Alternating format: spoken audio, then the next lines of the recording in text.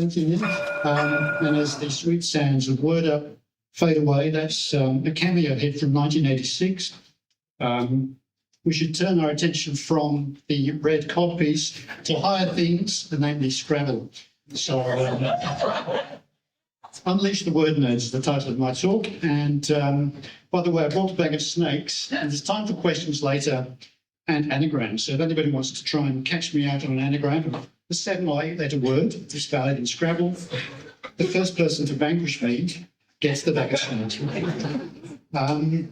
Next, a bit about my other word pursuits. I have had several really tough thematic triptychs published. And if you've ever seen SBS, the 57 repeats of letters and numbers, I was first season's champion.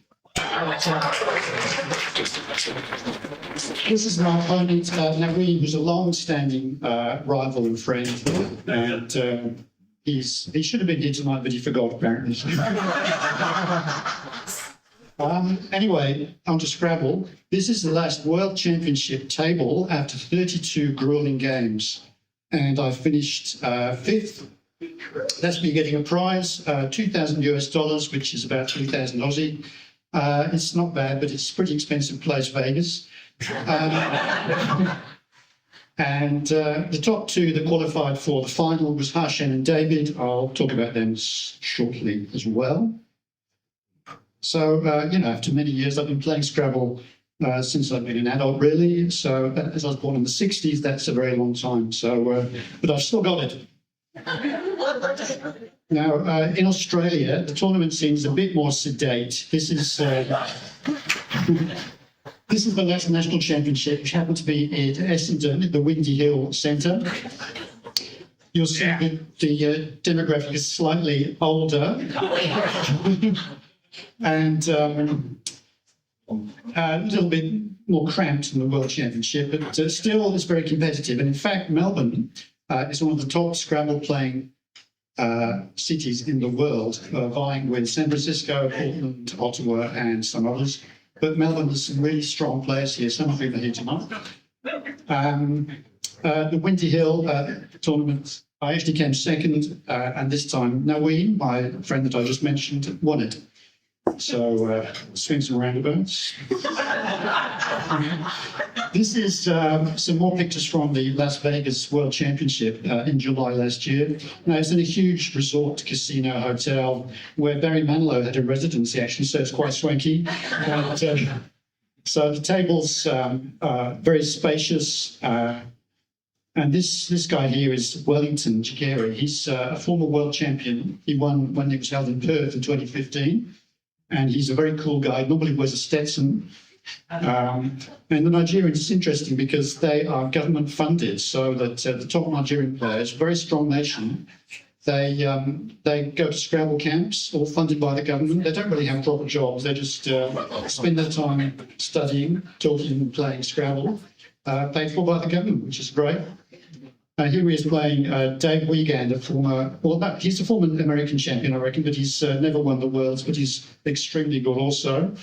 And David here, he might have turned out, I don't think he's running late as well. But he actually won the World Championship, and he's a brilliant player, and he is from Melbourne also. So we came 1st and 5th in the world this year. He got 10,000. World Championship has been held in other amazing venues around the world, obviously London, New York, places like that, but also Lille, northern France, Mumbai, Prague, KL, and also in Warsaw, believe it or not, it was in Poland one year, 2011. That was my best ever World Championship result when I finished second. And the win on that occasion in a 3-2 win in the final was a guy called Nigel Richards, whom I will talk about later also. Now, the next World Championship is rumoured to be in Bangkok, so we're all looking forward to going there at some stage. And the King's Cup is the biggest tournament in Thailand. And as you can see, there are thousands of competitors, mainly Thai school children, because extraordinarily enough, the Thais teach English by playing Scrabble. And consequently, there are some extremely good players who've come out of Thailand who don't really speak English all that well, but they can, reel off these extraordinary words. And so King's Cup has a massive, massive attendance. And again, the top two qualify for the final. That's good old Nigel Richards again. I've been to the final once. I played King's Cup about 3 times, and I lost the final to Nigel Richards again. So now, this guy, Michael Tang, is from Singapore. He started off some really elite tournaments in the late 90s, in fact, and that morphed into something called the Causeway Challenge and eventually became the Alchemist Cup. And that's the very tough team challenge where the top 5 players from a country play the top 5 players from all the other best countries in the world. It's absolutely grueling schedule, 45 games over 5 days, I think it is. So you play either 9 or 10 games per day. And Australia punching above its weight again. We've won the title 3 times. This was our last victory in 2018. That was one of the best victories of my Scrabble career, I guess. There's also a world youth champion. And the Pakistanis, really interesting. They put a lot of energy and effort and resources into youth Scrabble. And one year they actually swept the field on the prizes. And this guy, Syed Ali, has won it twice. And despite being 15, he's still got a very luxuriant beard, as you can see. And this guy is dwarfed by the cup. He's the current champion, a guy from Sri Lanka called Hibbin. Also pretty good, I think. Now, in terms of how to get good at Scrabble, you can play in tournaments. You have to know how to play first. And it can take a lifetime, as my long-suffering husband will testify. We've travelled away overseas, including to the Swiss Alps, and I've been carrying a word book with me. So there's a lot of study required. But the first step is to master the 2-letter words. And it's easy because there's 127 of them, most of which are everyday words: it, be, to, by, etc. And then you start looking at some hooks to those words so you can overlap plays. And then you can move on from there to the 3s, mastering those. There's about 1,300 of them. Again, a lot of them are everyday words, but a lot of them are pretty bizarre. And then you can perhaps pick up some useful words with the high-scoring tiles, J, Q, X, and Z. And in fact, the most common play with the Q is the 2-letter word QI, pronounced chi, which is a force that the acupuncturists tap into when they're sticking pins in you. And then once you've mastered a few of those, you might start to learn some bingo words, because if you play a 7 or an 8-letter word on the Scrabble board, you get the points value, plus you get a 50-point bonus. So really important for high scoring. And the top players tend to score about 2.5 bingo words per game. You can do that by making sure your rack leaves have some synergy. Try not to leave VUU, but leave yourself ARTE, which is much more conducive to getting a bingo next time round. So think about scoring and also what your rack leave is, and also trying to massage the board to your own advantage. If you keep keeping an S back, you could leave a nice hook for an S somewhere. So this is going to show you the power of overlaps, as I mentioned. The word Fritz was played. On top of that, we have wheat. Wheat is a very obscure word, but anyway, it makes F, R, T, and Et at the same time. 33 points for that. Afterwards, that set up for moth. Simple word, but it scored ow, tef, and her at the same time. A massive 60 points. All because of these 2s and 3s that are overlapping and, really scoring powerfully. Then you can hook onto that to make fawn. Her becomes hero rather beautifully, and tin. And still more, snee underneath that. Hero becomes heron, which is lovely. Tin becomes tine, 35 points for that. And the average score for that sequence of 5 moves was over 40, which is extraordinary. So that's really powerful. If you know those 2s and some extensions, you can score really powerfully. There's some online resources. There's a website called woogles.io where you can register and play games online with anybody around the world. Quackle is a software resource which enables you to analyze games. You can put in your racks and the board position, and it does some long-term simulations of random racks over thousands of iterations and tells you what you should have played or could have played and what you missed. And we talk about quackling our games. Ziziver is a word-finding and adjudication software that can generate lists of words in a particular order. And here, for example, from Ziziver is the most common, most probable, I should say, 7s and 8s. Some of them are everyday words, elation, toenail, whatever, but there's some really bizarre ones like anoistry, etario. But you can see they're all very common letters, and that's the power of keeping synergistic and common letters on your rack to make bingos. There's also a site that a lot of top players use every day, and this generates a set of 50 words, 10 by 5, and you have 4.5 minutes to unscramble them all by typing them in. And as you can see, some of them have more than one solution. This one is dowries, wordies, weirdos, and rowdies, for example. And 270 seconds that makes, 4.5 minutes. And the really good players can just solve them instantly and type them in. And here's an example of that being solved. Remaining seconds, 205. So he used 65 seconds to unscramble over 50-odd words. It's pretty good. Wanderer 15 is a guy called Will Anderson, he was actually the top-placed US player in the last World Championship. And here he is. He's one of the best communicators in Scrabble. He's got a YouTube channel with 33,000 subscribers, but he has many, many thousands of views for his posts.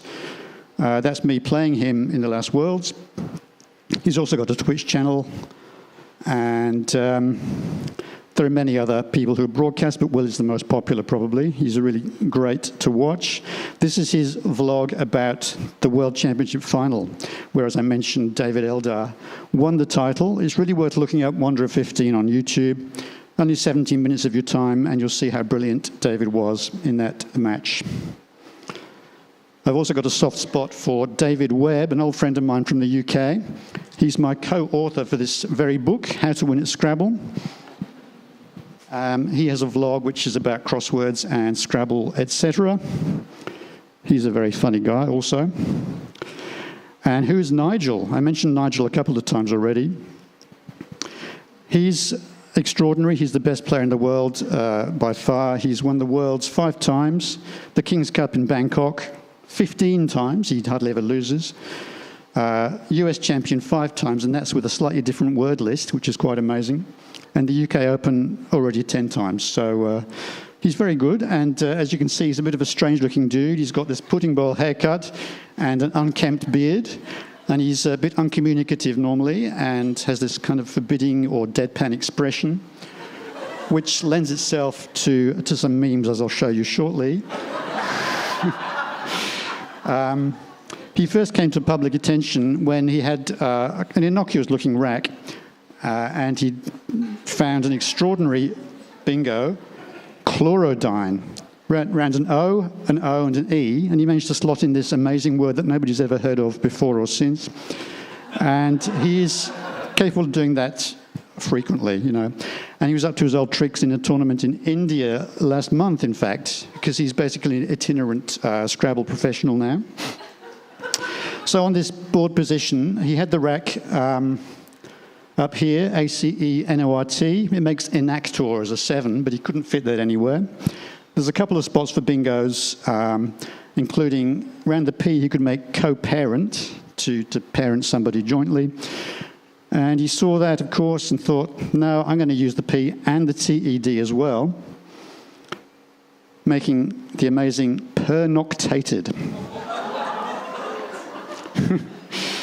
And in this game, he actually previously played influxes. And that he hit 2 treble word scores at the same time. So the move was multiplied by 9 plus 50. It scored 221. And that would normally be the focus of everybody's attention. But the world of Nigel fans, like a distracted boyfriend, sort of forgot about influxes in light of pernoctated.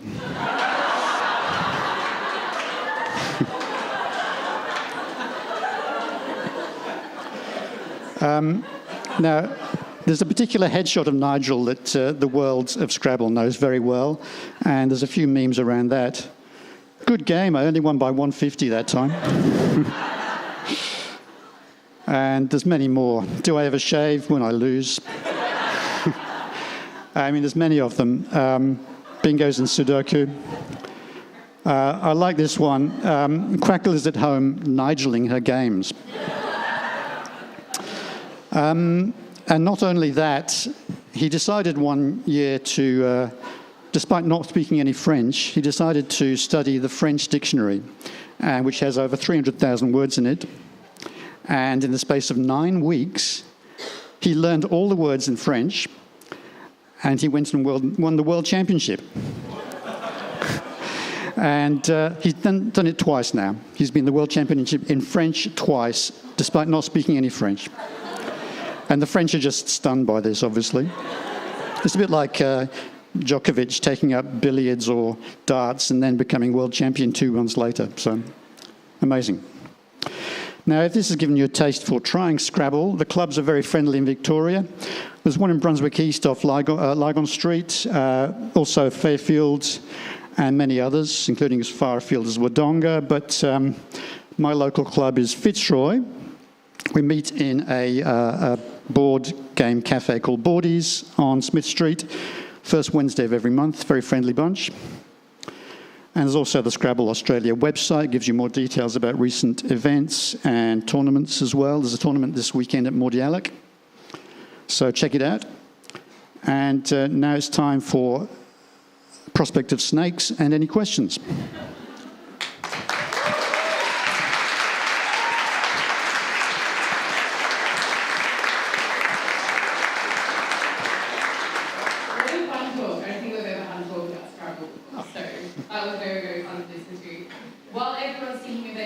I just have one very quick one. Do you have a favourite word? I'd like the word Sharawagi.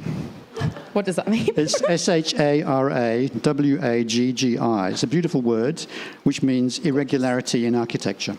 Oh, lovely. So you might have a completely symmetrical house with a slight kink on the eave or something. I love that. We might get some house lights so I can see some hands. We've got a question over here.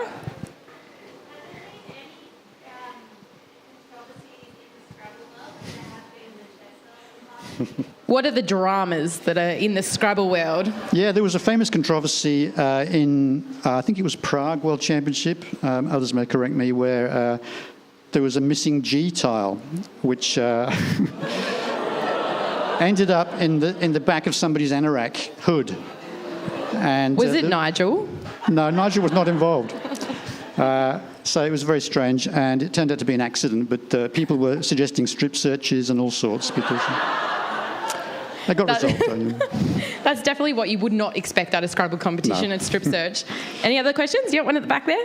How do you remember the sheer number of words you play? How do you remember all these words? Yeah, how do I remember them? Well, it's just constant study. So that website I showed you, Aerolith, I do that every day for sets of 7, 8, and 9-letter words. I do other study. I do other websites. There's one called Xerafin. I look at that every day as well, pretty much. So you just have to keep on drilling and reviewing, that's all. What got you into Scrabble? I think it was Dad, actually. My dad is a big puzzle and word games and crosswords fan, so I just, I guess took it from him and wanted to be like an Oedipus and slay my father in it. So. Yep, good question over here. You need to know the definition of the word to play. You don't. That's a good you question. don't need to, but as a crossword fan, I tend to know them mostly, but not all. You don't need to. You can just play them. They're just like... tiles that come together to form a playable word, and that's it. That's all you need. All right, we'll take 2 more questions. I think one over here, and I did see a question up the back, but there'll be plenty of time to ask Andrew in the break if you have any. Yeah, and anagrams as well. Please do. Yes.